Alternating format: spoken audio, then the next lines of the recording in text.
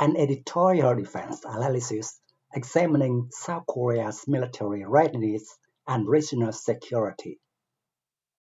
The decision by the South Korean Ministry of National Defense and the National Assembly to slash the budget for the second batch of AH-64E Apache helicopters is striking. From a requested 10 billion South Korean won down to a negligible 300 million. This is not merely a fiscal adjustment, it represents a quiet but profound doctrinal crisis within the Republic of Korea Army. For decades, the acquisition of high-end American heavy attack platforms was viewed as the gold standard for deterring North Korean armored divisions. However, this de facto suspension of the Apache acquisition signals that the operational calculus in Seoul has fundamentally shifted. It is a shift driven by a violent collision between ballooning costs, domestic industrial ambition, a shrinking demographic base, and the stark lessons of modern warfare observed in Eastern Europe. Financially, the program had simply become untenable under current fiscal realities. When the plan to double the Apache fleet to 72 airframes was first conceived, the exchange rate and global supply chain metrics painted a manageable picture. Today, the total project cost has ballooned from an initial estimate of roughly 3.17 trillion South Korean won to over 4 trillion. This drastic increase forces defense planners to confront a brutal concept, the concept of opportunity cost. In an era where the defense budget is increasingly strained by the need to counter asymmetric threats, such as the KN-25 large-caliber multiple rocket launchers, on sinking 4 trillion, 1 into 36 rotary-wing assets appears increasingly difficult to justify. The question facing the Joint Chiefs of Staff is stark. Does a single heavy attack helicopter provide the same strategic value as hundreds of loitering munitions? Or a battery of indigenous interceptors? But beyond the ledger lies the battlefield reality. The tactical vulnerability of manned helicopters demonstrated in the Ukraine theater has sent shockwaves through military academies worldwide, including in Daejeon. The image of advanced Russian Ka-52 alligators, peers to the Apache, being swatted from the sky by inexpensive man-portable air defense systems or hunted by first-person view drones, has shattered the aura of invincibility surrounding these flying tanks. For the Republic of Korea Army, whose operational doctrine relies heavily on close air support to blunt a mechanized thrust, this is a terrifying realization. The Apache V-6 is undoubtedly the most capable attack helicopter in existence. But if it cannot survive in a battle space saturated with cheap anti-air assets and electronic jamming, its utility as a tank killer diminishes rapidly. This skepticism paves the way for a new ascendancy: the Drone Operations Command and the proponents of unmanned warfare. The pivot away from the Apache suggests that South Korean planners are beginning to favor a quantity over quality approach, or more accurately, a disposable over survivable philosophy.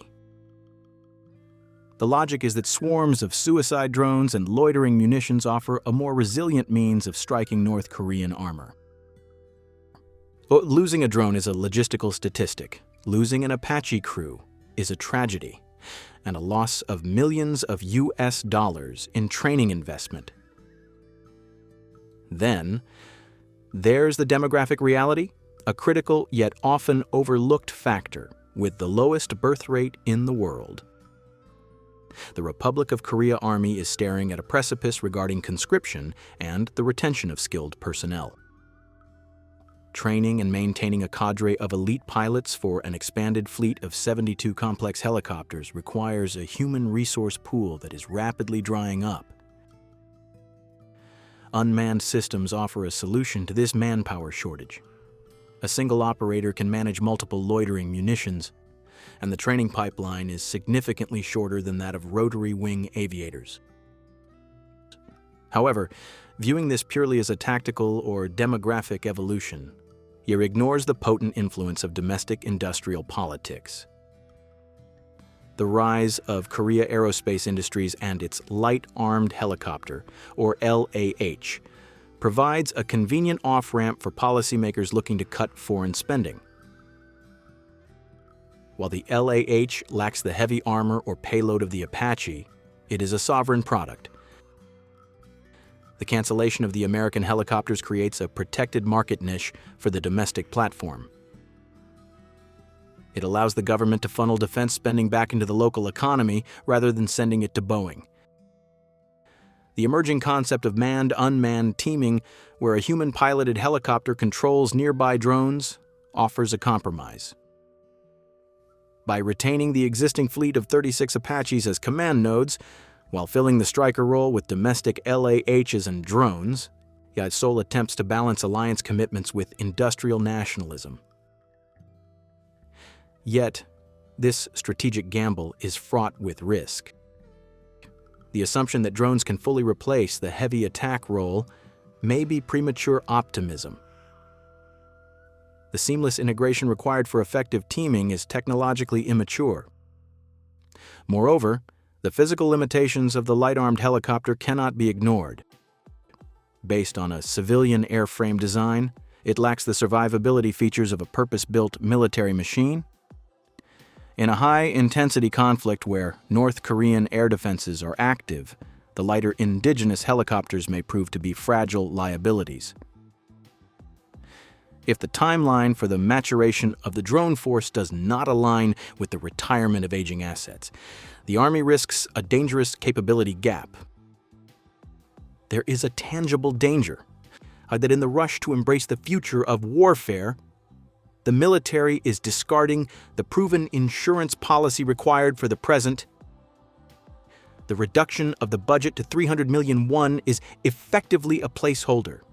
It keeps the administrative file open while killing the momentum of the acquisition. It suggests that the Ministry of National Defense is buying time to reassess the entire validity of the heavy attack helicopter concept. Ultimately, the South Korean defense establishment is trading the certainty of American hardware for the potential of a localized, drone-centric future. It is a decision that prioritizes economic efficiency and the theoretical promises of asymmetric warfare over the traditional metrics of force projection. The definitive test of this strategy will not be in the budget committees of the National Assembly. It will be in whether a swarm of drones can truly replicate the psychological and kinetic impact of an Apache battalion. When the mountain passes are shrouded in fog, when the electronic spectrum is howling with jamming signals, and when the armored columns are already moving south.